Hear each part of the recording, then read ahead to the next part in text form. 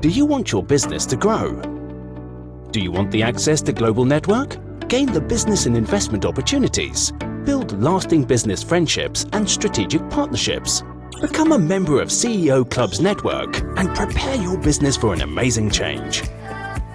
CEO Club's network is the most effective business platform for CEOs and decision makers to share experiences, explore opportunities, and grow business connections locally and internationally.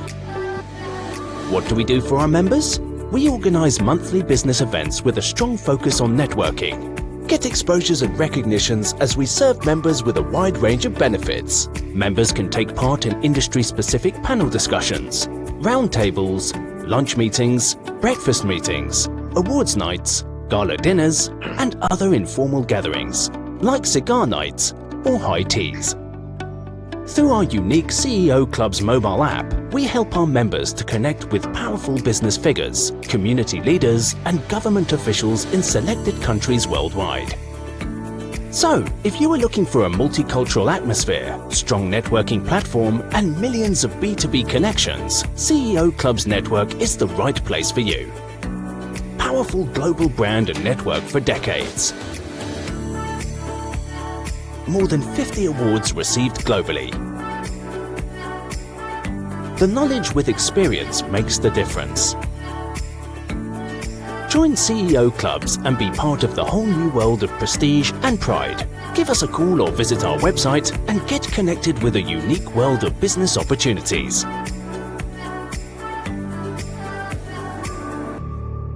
Welcome to CEO Club exclusive webinar. In CEO Club, we stay close to our CEOs and would like to share guidance and best practices to help each of you driving your businesses through this current situation and prepare for the post-COVID era. For this, we ask our members to share their insight and expertise. And today's webinar on a CEO story with the topic of optimally managing organization in a remote workplace world. And in this topic, we will be covering it 4 key remote working principles, how FHH is handling working from home, and much more. And I'm very proud to have a very great speaker today that will be talking on this topic is Mr. James Michael Lafferty, who is the Chief Executive Officer of Fine Hygienic Holdings and has often been described as one of the most unique and diversified CEO in the world today.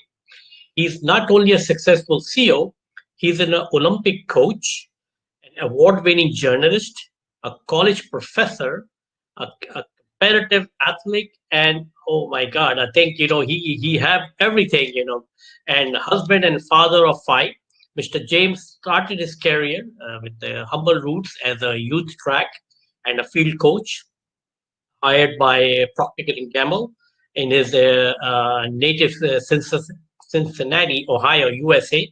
Mr. James is recruited from the rank of fitness instructor to enter the P&G's team brand management program. And after superb business and organizational results in the US business, Mr. James was transferred into international career. That took him to North Africa, Central, Eastern Europe, the Middle East, Western Europe, Africa, and Asia. I think in there that he's been all over the world at very key post with a marketing and journal management career that spans over 30 years. He's among the leading global experts on business building, marketing, and branding, particularly in emerging markets.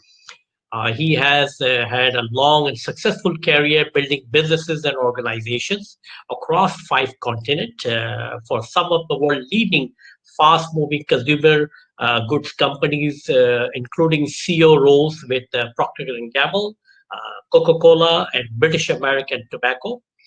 Recently, Mr. James was awarded as the CEO of the Year by both the CEO Awards associated with the government of Dubai and also the GCC Best Employer Award CEO of the Year. That's a good achievement. In addition, he was named by the Dem Health as the Wellness Visionary of 2019 and was named to Forbes magazine Middle East as one of the top 50 CEOs. Fine Hygiene is a quality product. Or in, I think is they are he's the CEO of Fine Hygiene, but I think this is a product that is every household and offices have this product. And I'm very glad to say that Mr. James is a valuable member of our organization, CEO Club. Before I hand over to Mr. James for his presentation, I will request all the participants that we will have a Q&A session after his presentation. So if you have any question, please write on your chat box, and we will try to answer as many questions. So I appreciate if a lot of questions can be asked. We try to assist you at the end of his presentation. So now I'd like to hand over to Mr. James for his presentation. Okay, thank you very much. Welcome everyone, and thank you for taking time out of your schedule to come in and participate in this event and to listen to me. I'm honored when anybody ever wants to, to listen or ask for advice. So thank you very much. It's my honor to be here. As a little bit was explained before I jump into this presentation, just a little bit about me. So, sometimes people will try to forget their past. I embrace my past, and I believe very strongly in the concept of serendipity, which is life will take you in different directions, and sometimes it's better than you thought, and sometimes it's the same as you thought, and sometimes it's worse than you thought. My dream growing up in Cincinnati, Ohio, was to be a track and field coach for kids, to teach and basically make no money the rest of my life. And that's what I was doing. I was a youth track and field coach, and found that I was very good at one thing. It wasn't so much my technical knowledge, or I knew more about running than someone else, but I was very good at working with underprivileged kids, teenagers, 12, 13, 14, 15-year-olds, and convincing them in a tough neighborhood to forget the drugs, forget the crime, forget all the bad influences in the streets, come out every day and run for me, sweat for me, work hard every day, and you can win some gold medals, and maybe we can get you a college scholarship, and we can get you into university, which you don't think is possible. And I was very good at that, and I took a number of kids who were basically underprivileged and in tough situations, and they won the U.S. national titles in track and field as juniors. And so from that, I basically became one of the national team coaches. I worked with some athletes in the mid 80s, early 80s. You've probably heard of, Michael Johnson was an athlete that my athletes competed against, and I worked with, a couple of times. And so I've worked with a number of people that went on to win Olympic gold medals. And then because I was in the sports world, I was hired in Cincinnati, Ohio. The big company there, the master huge company is Procter & Gamble. And Procter & Gamble hired me at $5 an hour to teach fitness to their executives. And this was in 1985. And basically, I loved it. And I was coaching these senior executives on how to lose weight and how to use a weight machine and how to get on a treadmill and all that kind of stuff. And one day I was doing some testing on a brand manager, and the guy says to me, a statement that changed the rest of my life. This is one of those days where you don't know those days when you wake up, but your life is going to change forever on that day. And he says to me, we've been spending time together. You've got a lot of talent. You've got more talent than doing this, and I think you should do what I do. And he says to me, you should be in brand management. And my response back was, what is brand management? I had no idea. And so he started to explain it. I liked it. And he set me up to take the tests. And P&G is very thorough. You have to take written tests, and then screening interviews, and then a full panel interview. It's a long process, and each step you either pass or they send you a letter. And so I took the test. I guess I did good. Then they interviewed me. I guess I did good. And then they did a full panel interview with 3 different people. And this is to make a hiring decision.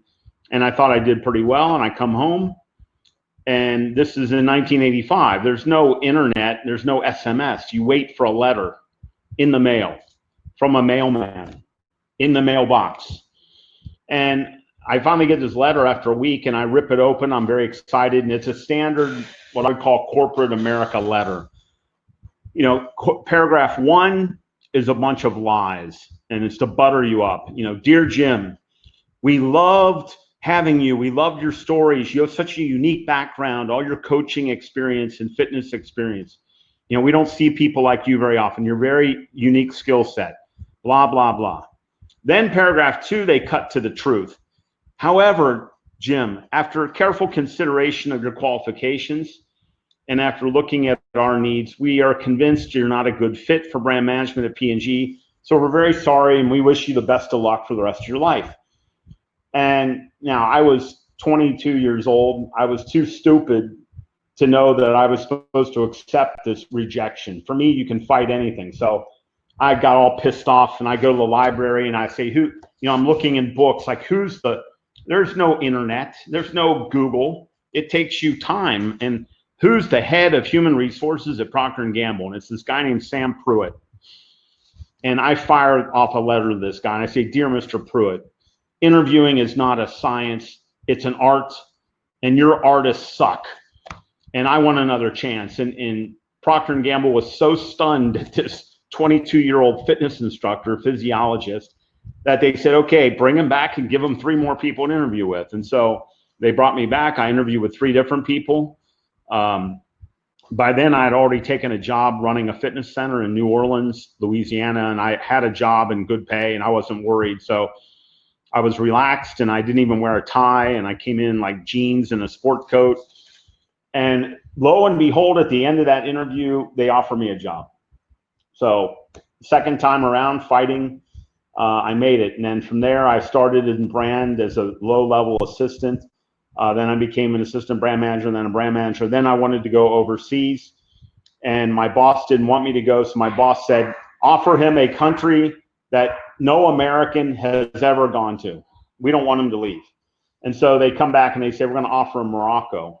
And I did a look-see visit, and everybody thought I would turn down. And I came back and I said, I want to move to Morocco. And so I went to Morocco for a 2-year assignment. And then serendipity came in. That was 30 years ago that I went to Morocco, and I'm supposed to be back in the US 2 years later. I've never been back. So I've been gone from my country for 30 years. I went from Morocco to Poland, where I ran the marketing department. Then I had my first CEO assignment running the Near East, which was basically Levant plus Israel. Then I went back to Poland as CEO. Then I ran the paper business in Western Europe. Then I went to the Philippines. And then, I got an early retirement package after 25 years. And then I went to Coke in Nigeria as CEO, then back to the Philippines with BAT. And then during my time in BAT, I joined the board of FHH as an independent director. And then a couple years in, the board asked me to step in as CEO, which I've done. And I've been the CEO of FHH for the last 2 years. Now, there's a lot of lessons in the story, but the biggest lesson of all for me, and the only way I hire people in my company today is on one thing: desire. I can teach anything. I can teach you how to look at advertising. I can teach you how to run a remote workplace. I can teach you how to lead. I can teach you how to look at advertising, how to do financial analysis. I can teach all that stuff. But the only thing I can't teach is the most important thing of all, and I can't teach desire. Desire's got to come from within, and you can't coach desire. And if someone has desire, I can work with that. And desire is what got me into P&G. They said no. I said, F you. I'm fighting back. Screw you. I'm going to fight. And these are the kind of people that I want, people that don't take no and they fight. And they've got passion, and they've got desire and a will to win, a burning inside of them that you can't stop. You can't smolder. And that's all I interview for. The rest of the stuff is teachable. I don't care where you went to school. I don't care who your daddy is. I don't care, what your grade. I don't care about this stuff. I care about what's in your heart and your desire. And that's the kind of people that, we hire. That's the biggest learning of all. Obviously, there's other learnings about, going and getting an education, not from school, but from companies. I owe P&G a lot. I owe Coca-Cola a lot. I owe BAT a lot because they trained me. I was a physiologist with no business classes. I never took a business class at university. So all my business skills were learned in real life being thrown into it by companies like P&G, and I owe P&G very much. So that's kind of my story, and I always come at things as kind of a coach. That's my background, that's my pedigree. When people ask me, what are you going to do when you retire? I say it's very easy. I'm going to go back and teach teenagers, and I'm going to coach track and field and help them get an education through athletics. So when I'm done with this, I will go right back into teaching where my heart really is. The subject that we want to talk today is about managing remotely. Now, I don't know about you, but I'm going to assume you're the same as me, which is you are getting letters from consultants every day on how they want to tell you how to run your business during COVID-19. And I think it's fine. They need business, they need money. I understand. And this is the latest, greatest thing, which is all these consultants saying how to manage a pandemic, which is quite interesting since none of them have ever managed a pandemic. So I don't know where they're getting their experience from, but if I'm a policeman and I want to learn about policing, I want to learn from somebody who was a cop, not somebody who was a professor at a police school. I want to learn from somebody who was a real cop walking the streets and, being shot at and chasing criminals. I'm no different. I've been asked by CEO clubs to come in and do this. I have never managed through a pandemic. I've managed through lots of crises, but never a pandemic. And, I think you should be asking yourself, and it's a credible question, why should I be here doing this? And what I'll do is just give you some tidbits on our business, because I am very proud of how FHH has handled this crisis. We are much stronger in the crisis than we were without the crisis. And our business is booming. And I think we've handled it very well. And that's kind of the basis for what I would talk to you about, is I think we've done some things wrong, but we've done a lot of things right. And let's take a look at that. Some simple facts.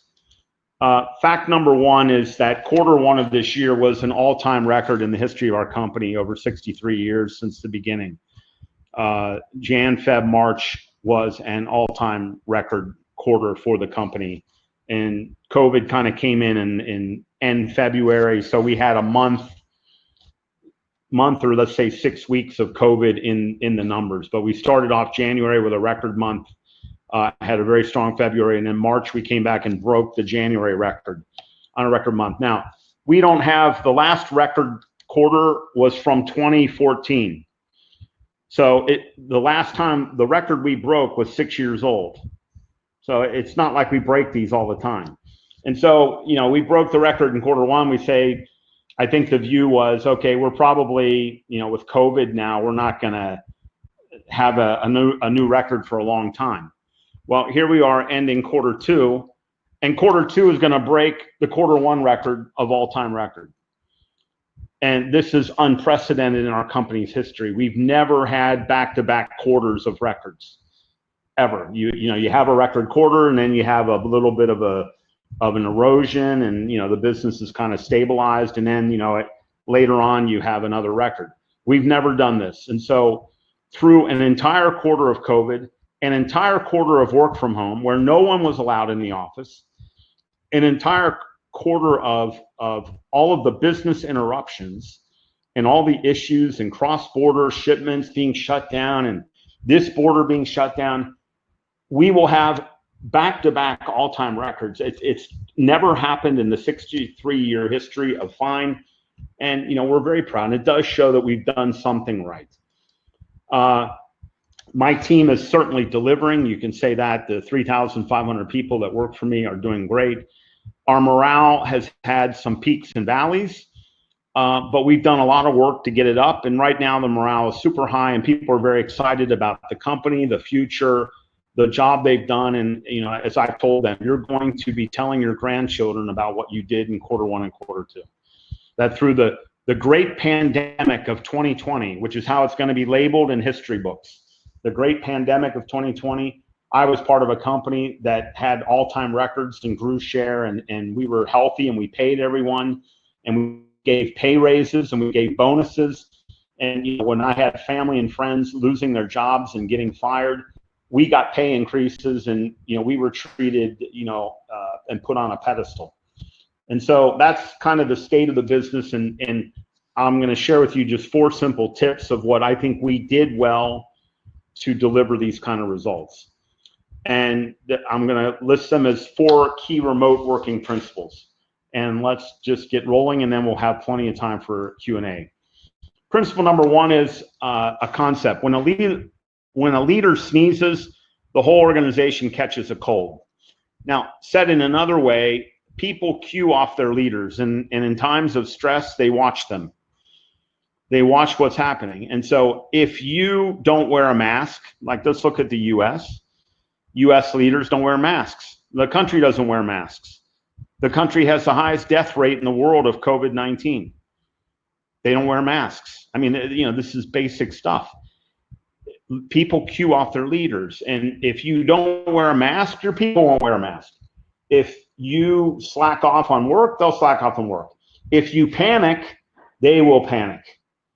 And if you stay calm, they'll stay calm. And so in times like this, when people are looking for stability and signals of stability, those of us who are sitting in leadership chairs, which is everybody on this call, we've got to be cognizant of the signals that we're sending to our organization and send the right signals, because they're going to cue off of what I do. Everyone's watching me.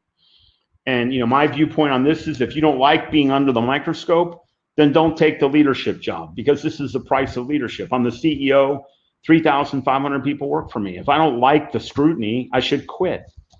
But I can't cry about the scrutiny. This is the job. I took the job, I do the job. And I knew damn well that the job was gonna have a lot of scrutiny on me. That's the way it goes. That's why they pay you, more money than anyone else. CEOs are the highest paid people in the company. Why? Because they have the most pressure and the most scrutiny. That's the way it goes. Now, to get specific, I think there was a lot of panic. I think it's calmed a bit, certainly, as not as many people got sick as maybe they thought. And, there's even now a bit of what we call COVID fatigue. People don't want to wear their masks anymore. They don't care. They're sick of it. They're sick of being locked in. They want to go out and eat. They want to do things. They want to travel. But in the beginning, there was a great amount of fear, and people thought that their parents would catch it and die. People thought they could catch it and die. It was a huge amount of concern. And this is when you got to remain calm. You got to stay collected. You got to be dignified. And even during the lockdowns, you have to be grateful. I was sending around pictures of Nelson Mandela in his cell in Robben Island, South Africa, for 27 years. He was imprisoned and in isolation, and say, I can't do 6 weeks of lockdown in Dubai, a wonderful city, well managed. I mean, come on, folks, you got to put things in perspective. The key is you never can let your people see you sweat. So if you're scared, it's okay, but you can't let that out. If you're about to freak out, that's okay, but you can't let that out. I had many, many people call me one-on-one and say, I need to tell you I'm kind of panicking and I'm freaking out. And I would sit and talk to them, but I never said back, so am I. Because they need, in this storm, they need that stability. They need that lighthouse. They need that thing that they can hold on to, they know is firm.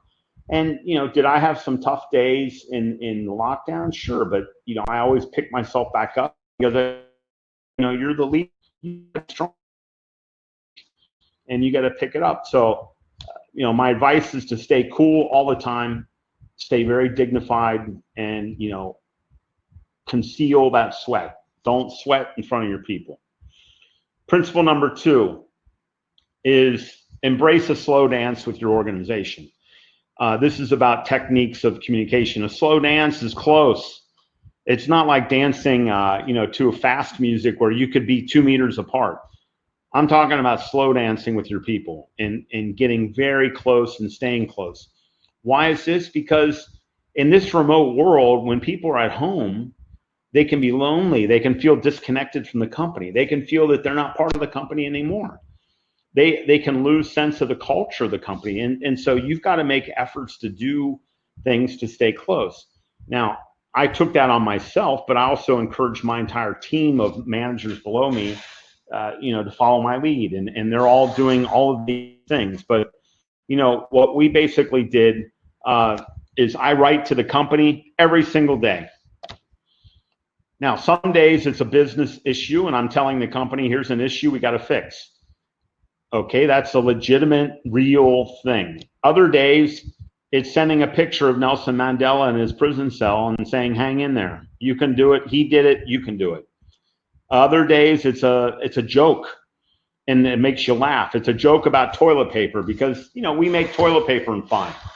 And so a joke about toilet paper can be relevant and funny and people think it's cute. And now it's in good taste. I don't send, you know, horrible off-color jokes, but, you know, a funny joke about toilet paper or something. But every day I want them to hear from me and just hear me say hello or thank you, or, you know, I was thinking of you guys, or even that I love you. And I tell my organization that I love them. And, you know, I do. And if I don't love them, I shouldn't be here. The second thing that we do very well is we do once a week a live coffee with the CEO. I tell everyone, go get a cup of coffee, Java, put your feet up. You're in shorts and your pajamas and t-shirts. You don't have to turn your video on. You know, you can sit there with your hair looking terrible, unshaven. I don't care.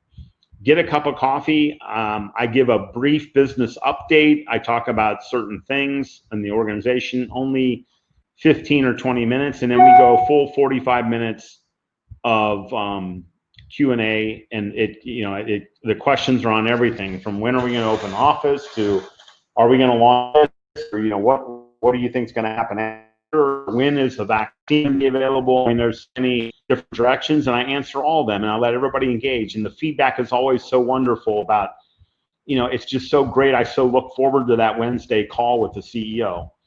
And, you know, we call it live coffee with the CEO. Just get your coffee and come sit with me and we're going to talk. And all of these are meant to slow dance with my organization. Know that they're still a part of FHH. They're still a part of FINE. We're still a family. We're still together. We still have a unique culture. And just because you don't go to the office doesn't mean that you don't have, you're not connected and that we're not all one family.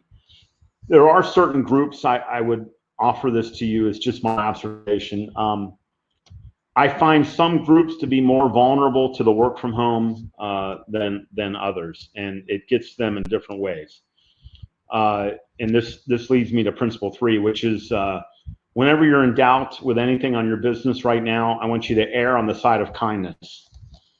Instead of ripping someone's head off, I want you to err on the side of kindness when you have to. Now, it doesn't mean you never get tough, but it does mean that if in doubt, you go to the side of kindness. And because, you know, we're seeing things happening, and this is not just FHH, this is all of our companies and everyone on this call. People are 24/7. They thought work from home was great. They thought it was amazing, but it's like a lot of things in life. When you get what you want, you suddenly find maybe you didn't want it. And it's harder than we thought. They're 24/7 engaged. There's no work in life. And, you know, even I would tell you, I don't know when the weekend is anymore, because Friday's no different than Thursday and Saturday's no different than Tuesday. I mean, it's pretty constant with the crises happening. And this gets to people and it wears them out. The whole COVID-19 has brought huge stress and worries. People worry about their children. People worry about their parents. You know, I've had so many people call me, you know, get physiology background, and I'm pretty good on microbiology. You know, they'll call me on stuff, and their parents are 65 or 70, and they're terrified because they're reading all this information that these are the people at high risk, or their father has heart disease and high blood pressure and type 2 diabetes, and all of these are you know, issues that can create a real issue if you're infected with COVID-19. They're scared and they're worried, and so they need sometimes a bit of kindness. Not just, this is not a normal time. And, you know, mental health is a key risk. We have a 24/7 8-language counseling service that we offer to all 3,500 employees and their families. And a lot of people call, and it's 24/7, and you tell them the language, and then they put someone on the phone who's a trained counselor who will listen to you and counsel you, and just maybe be a shoulder to lean on, or someone just to yell at. You know, sometimes we just want to unleash and let go of a bunch of emotion. This is a person you can do it with. We have a lot of people calling in on that. We don't get into the statistics. It's all confidential, but we know like general numbers, like how many people call. It's quite a lot. And it shows you that this situation and being locked in is driving people crazy. Now, it's to varying levels, and there are certain people that profiles that are higher risk than others. And I'm just going to share this as personal perspective. I'm not saying it's 100% true. Profile number one is I tend to see more of my single people whose families are not in Dubai are having more struggles with the lockdown than other people. Why? Because the office was their social network. And they're all day alone in an apartment in a lockdown. Their parents are in Lebanon or Syria or another country. Their family's in another country, and they're here alone, and they can't even see their friends. And they're in a lockdown, and there's nobody in the apartment, and they just watch TV. And they work and they do other stuff, and it's getting to them. And so I think, on our single people that don't have a family support, I'm in a house with my wife and my dogs and everybody here. I've got a support system. That my people that don't have that support system, I need to be a bit more careful with them. The second group are people who, I'm sorry to say this, and I don't want to be provocative, but these are people that are in a fundamentally dysfunctional marriage. And what they did was they viewed going to work every day as a way to get away from their spouse. And they say, you know what, I don't really want to spend all day with you, and so I'm glad I get to go to work. And their spouse is glad that they go to work because the spouse is like, I don't really want him or her around all day either.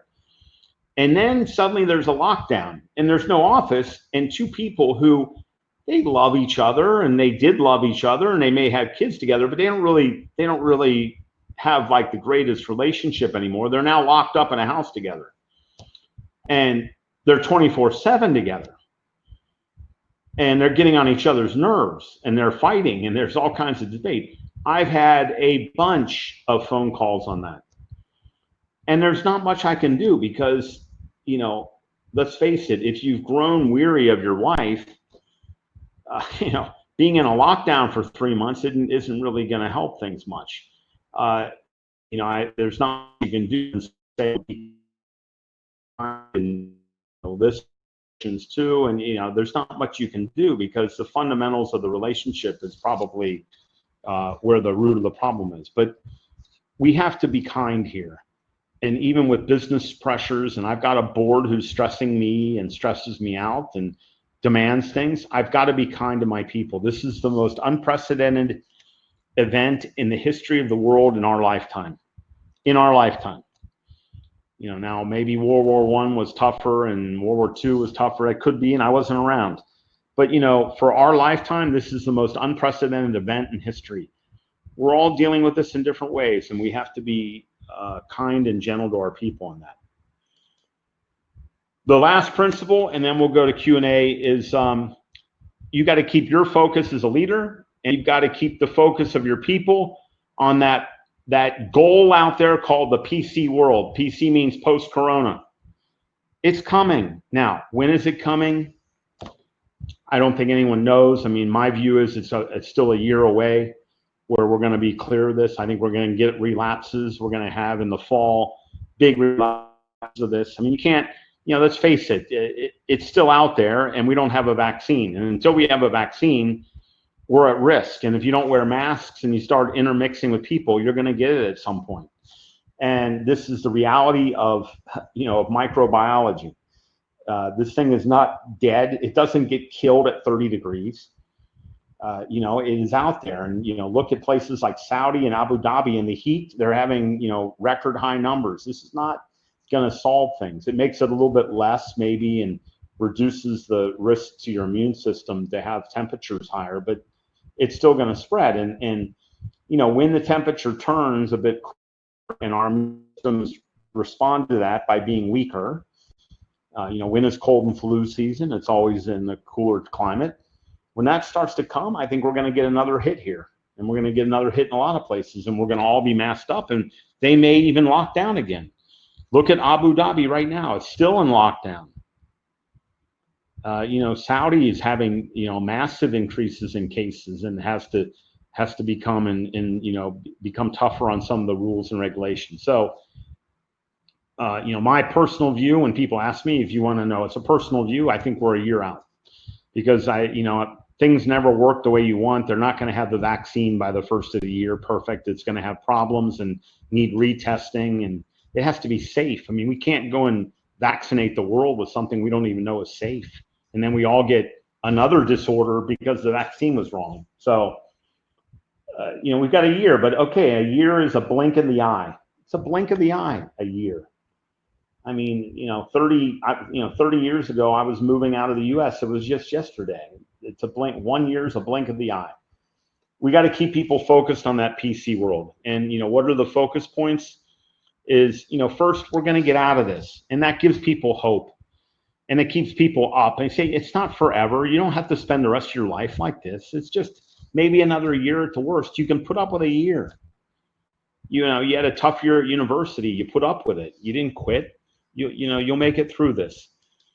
Secondly, we have set an objective, which is no matter what our business was coming in, which was very strong, we're going to exit stronger. And we are completely on track to exit that business stronger than we ever were before. And, the final things is, what should we be doing now to hit that objective, to solve that objective? That's one of the reasons why we launched masks so quickly. Because masks and disinfection becoming much more of an important part of the human life on this planet. And, we've been sterilizing our tissues for years, but now there's more of a need for even disinfection products, gloves and masks and wipes. And we went and launched all that very quickly. And it's been a huge added sales volume to our company and diversified our portfolio. This is just one example, but that's a decision that we made, that even when this is gone, there will still be a core business for masks. It'll be much smaller, but there'll still be a mask business. There will still be a gloves business. There will still be a wipes business because people have been impacted by this pandemic in ways that we don't understand. They'll worry about germs forever now. And they'll never forget this. And now I understand my mother, who, she was born in 1916 and, went through not only Spanish flu, but diphtheria and tuberculosis. My mother was a germaphobe. And she was a germaphobe because her whole childhood was worrying about getting an illness and dying. We didn't grow up like that. We grew up worrying about lifestyle diseases like cancer and heart disease. We didn't worry about infectious diseases. And Corona has woken us up. And now we're back to where my mother was. We worry about infections, and it will alter our behavior.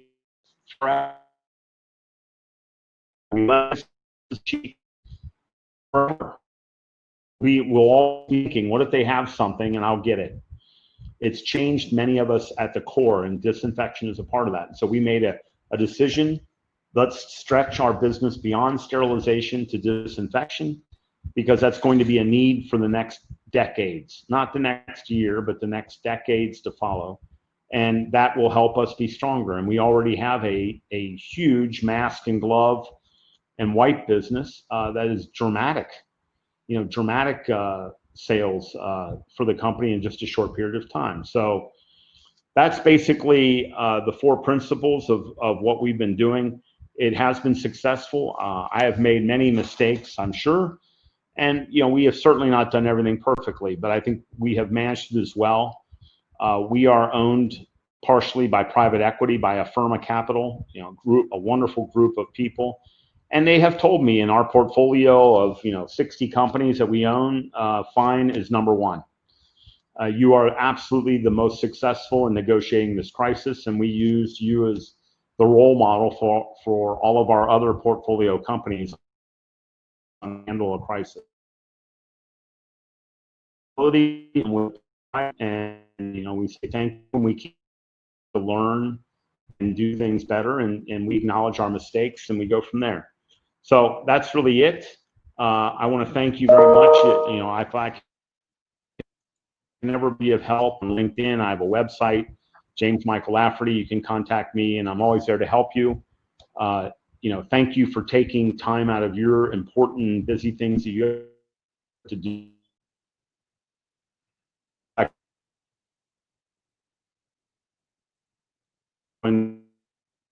folks, if you're going to sign out, thank you again for coming, and please stay safe and be well. Well, thank you very much, Mr. James. Very interesting. I think you are definitely, one of those companies that made the right decision at the right time. And I think and you incorporated in your company, and I think that shows the leadership, the good leadership. And like to say, the CEO is the main person who drives the organization. And I think those 4 points that I have mentioned, that you have mentioned, and briefly, that I think definitely will help the participant and their organization to maybe to follow and go over this, like you say, is one of a lifetime crisis that we are going through at this time. But we have a few questions. So if I can read to you, Mr. James, one of the questions that I have, it says that in a pandemic situation, what are all the challenges faced by you and how you tackle that challenge? Every day was a crisis. I mean, there was something, and the big thing that I've always done my whole life is I've always used a psychological concept called anchoring. And I've always encouraged people, I want you to think of the worst day of your life and what happened. What was the worst day of your life and what happened? And, for most people, I can tell you mine was a suicide in my family where I was involved in, the body and everything. And it was a gunshot, and it was a gunshot to the head. And I was, 18 years old, and it was my, he was like my brother. He was 19, and he was my, we were nephew and uncle, but we were like brothers, and he killed himself. And, I happened to be there and had to be involved. And when you're there, when someone that you love has killed themselves and they don't have a head anymore, and their body is just a body and there's no head, it affects you for the rest of your life. And that was the worst day of my life. Absolutely. And stay cool, Jim, because you know what? This ain't as bad as when you were 18 years old and your nephew killed himself. It's not as bad. So stay calm. You can handle this. And I always start with that, because every day in this pandemic has been an emergency or a series of emergencies when I wake up. Just now they told me, okay, the Iraq-Jordan border is closed because of COVID. We got 12 trucks at the border. What do we do? Everyone's screaming and yelling. What do I do? I think back to 1981 when that happened to me, and I stay cool. And I stay calm, and I say, you know what? I survived that day, that horrible day, the death of someone I love more than anything. I made it, and I survived. I'm going to get through the border crisis of Iraq and Jordan. And, that's what I've always encouraged people to do, is start with, you should know right now, all of you on this call, what's the worst day of your life? And then never forget that. And every time you hit a tough thing, you bring that one up.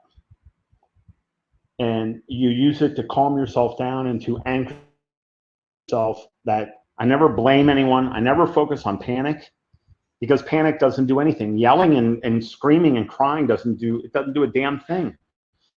And then you focus on solving the problem. And that's how I handle everything every day. And it's on one day it's someone has died in the company. Another day it's a closed border. Another day, the shipment on a plane was delayed, and now we're going to run out of stock and we have to shut the machines down. And you say, okay, how long? And can we get it on another plane? And what do we do with the people in the interim? And you figure it out. Everything is solvable with for a month. I couldn't ship product in. And then we had to figure other things. And so what did I do? They shut the land border, but they didn't shut the water border. So then we went and got ships, and I put stuff on ships, and we rushed the ships to go to Jeddah, and we got, you find solutions and you figure it out. And that's how I've handled all of those things. And every day I know when I'm going to open up. When I get up, there's always, I average about 200 emails. each morning that come through the night. When I wake up, there's 200 emails, of which 150 are issues, 25 of them that get through the system, and 10 are nice.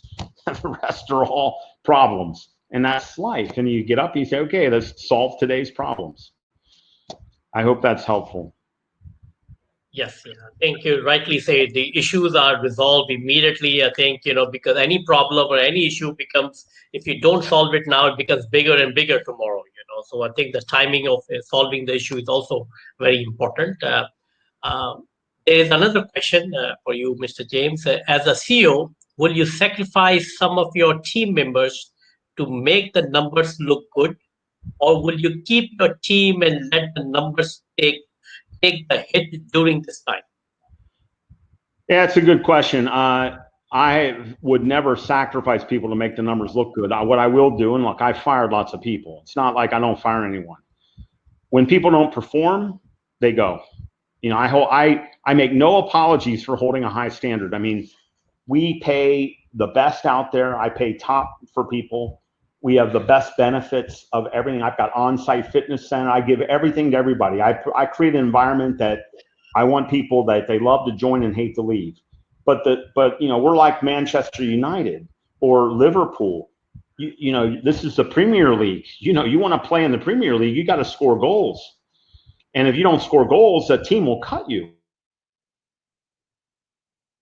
Anyone during this pandemic, I have only fired people who did ethical things like steal. Anybody on performance, I did not fire them during the pandemic. I'll tell you why. Because there aren't enough jobs out there, and these people have families, and I felt that it was a horrible thing to do to fire people in the middle of a pandemic. So if you didn't do something unethical, you've kept your job. I fired not one single person during this pandemic, and I was crystal clear we would not do that. We would be a beacon of stability through this crisis. We did not cut a single person's pay, and I was very clear, if we have to start cutting pay, the first person's pay to be cut is I will go to zero. Leaders are you don't ask your people to take a bullet for you. You take the bullet. That's leadership, and that's the price of leadership. And so I was very clear in public to the organization that if we have to cut salaries, if we get to that level of distress, I will be the first to take a zero pay and hope that we can protect our workers and the workers in the factories who really need their salaries to just live, week to week and month to month. And so I've never sacrificed anyone to make a number. I have sacrificed people who are not delivered, and I will always do that. And I think that's, I come from a competitive athletic Olympic background. I mean, if you don't run fast enough, you don't get a gold medal. That's life. And there isn't any runner that doesn't understand that. But it amazes me in corporate life how so many people have no concept that you have to deliver to stay. I mean, it just amazes me. They think it's like they're owed the job for life. So we have not fired a single person on performance in this period. We have let a few people go for ethics problems. And I think that we're now starting, as we exit the pandemic, we are now reviewing, and there may be some underperformers who now, as things are stabilizing, we may let go. But we haven't done any of that yet. I hope that answers the question. And the last thing I would say is I don't believe in throwing people under the bus. I was fired from a job once because my boss threw me under the bus. That left a huge impact on me. What a gutless thing to do, which is to protect your own ass by firing someone else and getting someone else fired. I don't do that, and we don't do that, and we step up and we take responsibility for things. And the people that are fired are people that have a clear accountability and they're not delivering. And that's the price. This is consumer goods, FMCG. It's fast moving, and you got to be on your game. And if you're not on your game, then maybe this is not the right world for you. But this is the nature of consumer goods. It's highly competitive. It's highly highly volatile, and you've got to deliver. Right. Yeah. No, no, no, thank you. I think you are right. This is the time that I think every employee or employer have to show as a team efforts. Nobody, it's not a good environment to let anybody go. But I think some of the situation is something that needs to be done. But I think finding a good employee is very tough nowadays. Who's committed and devoted and trustable employee. And if you let anyone go, it's very hard to find another one, a good one, to replace in the future. So I think I strongly believe that good employees should be with you because they are part of your team. And or any business, anything is what employees are the companies. It's not the one person; it's the whole team runs the whole company as a package. There is another question that I see. I wanted to ask: how will you communicate and reach out to your team when there is no line of communication at all?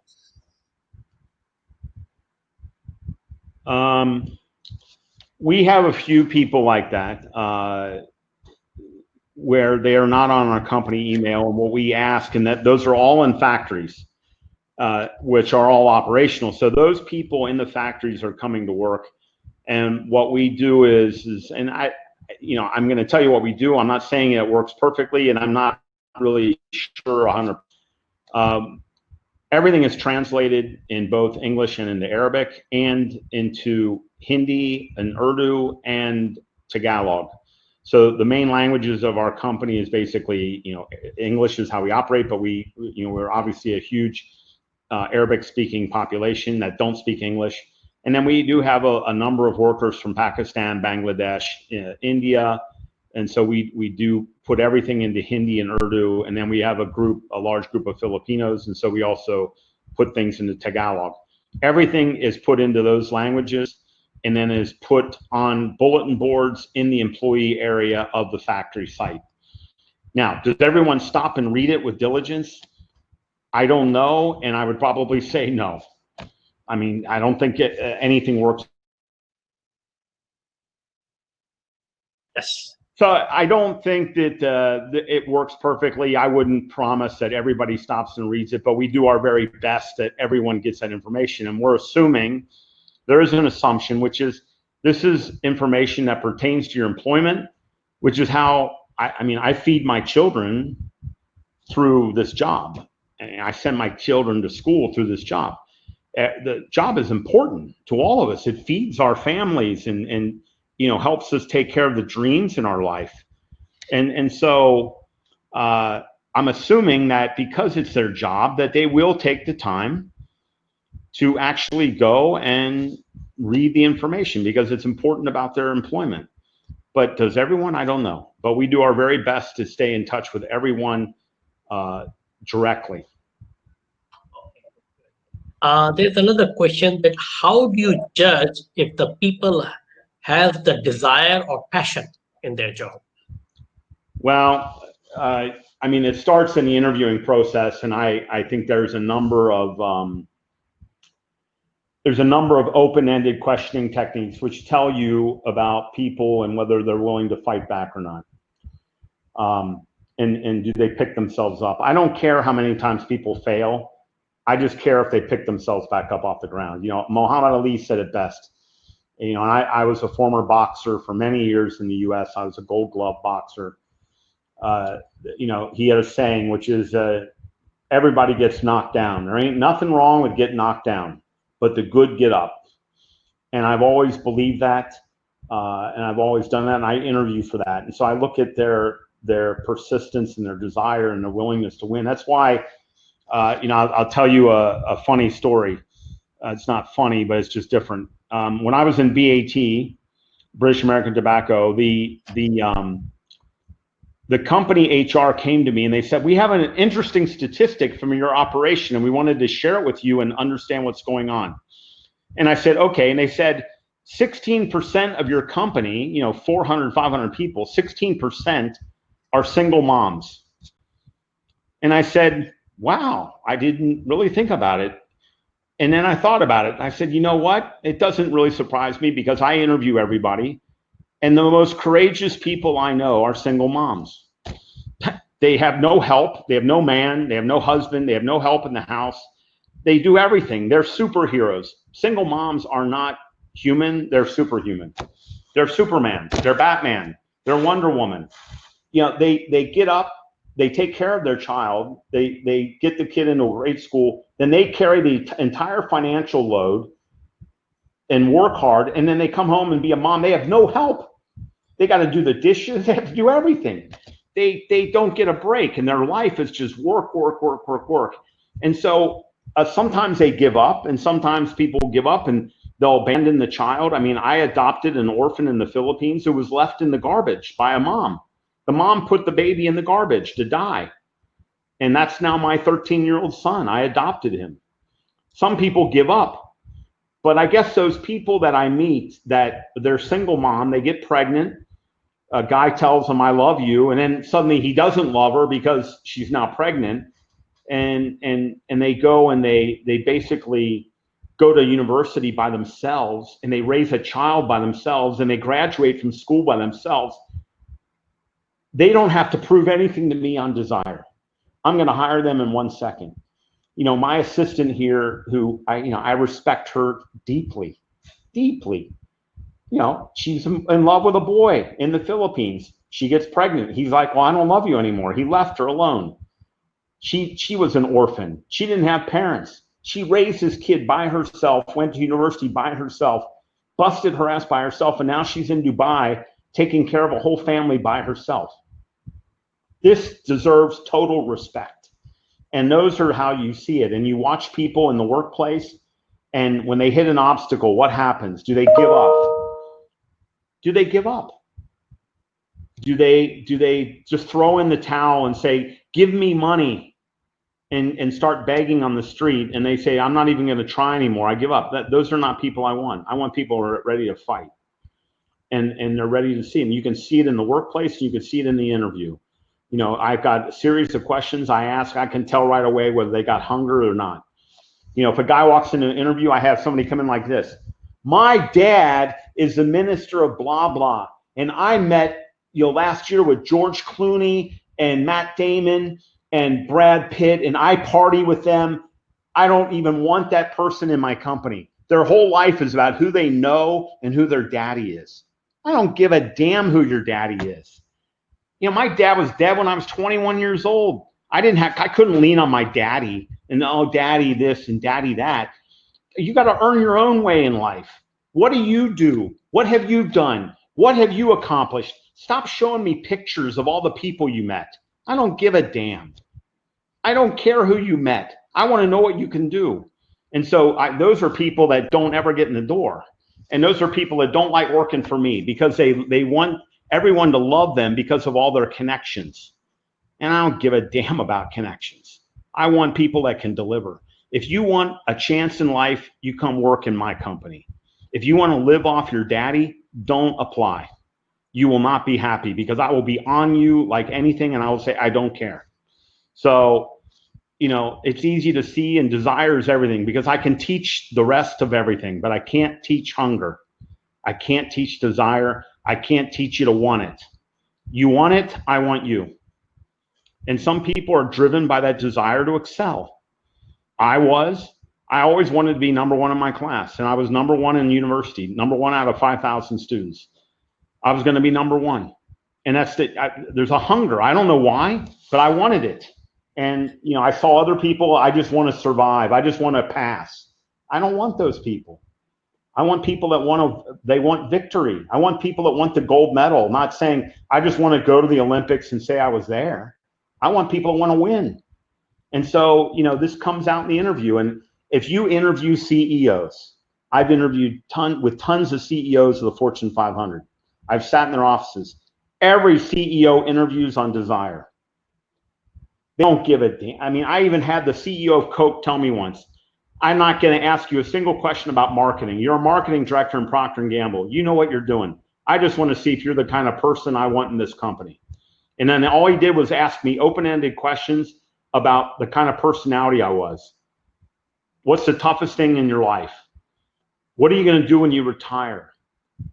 If you could have one job in the world, what job do you want? He wanted to see my desire. He didn't give a damn about my marketing in how much market share I got on this or that. He said, if you're a marketing director in P&G, you know your stuff. I don't even care. I don't even want to know. I just want to know about you, the human. And that's all I interview on. I don't care. I don't look at the school and go, oh, you went to Harvard. Wow. Let me kiss your ass now. That doesn't happen. I don't care. I fired more Harvard MBAs than I can count, because their MBA did not stand for Master of Business Administration. It stood for mediocre but arrogant. And that was what I found on a lot of those folks. I got their big fancy MBA. I don't care about the paperwork. Come and deliver. You can't live off that paper. The paper just gets you in the door. It doesn't keep you a job. And I was hired in P&G with a lot of MBAs, and I outlived all of them. The little guy from the state university with a degree in physiology and psychology. I beat all those Wharton, Harvard, Yale, MIT, Chicago, Northwestern, Stanford MBAs. I survived longer than all of them and made it higher than all of them, because they had paper, I had heart. And I still got the heart and the desire to win and the desire to be successful and to do my very best every day. And that's what you got to have. And if you've got it, I want you to apply. If you don't have it, not interested. Thank you very much, Mr. James. I think we're coming to the end. There are a lot of questions, but we are out of time, so I would appreciate your valuable time, and I think it was a very interesting input from you. Thank you, Mr. James, and all the participants for their valuable time. And I think this is the time that we all have to be safe and use the fine hygiene products, to keep us more safer in this world. And I think we once this whole situation is over, I think we all will come back with much stronger and much peaceful place to live in. And I think we all have to be safe at home and be with their family and care their family and always be healthy and happy. So I'd like to thank you, Mr. James, for your valuable time and input, and also the participant. And I hope you find this session, today's webinar of CO Club, is informative. And I think, what we learned, those 4 points that Mr. James mentioned, I think let's just incorporate in our industry, in our business, and I'm sure we will pass this tough time, like we always say. So thank you very much, Mr. James, again, and let's close this with your closing remarks that I like to know, Mr. James. Thank you very much. And if I can ever be of help, just let me know. Have a great rest of the week, everyone, and please stay safe and be well. Take care. Okay. Thank you. Thank you again. Have a lovely day and evening. Thank you.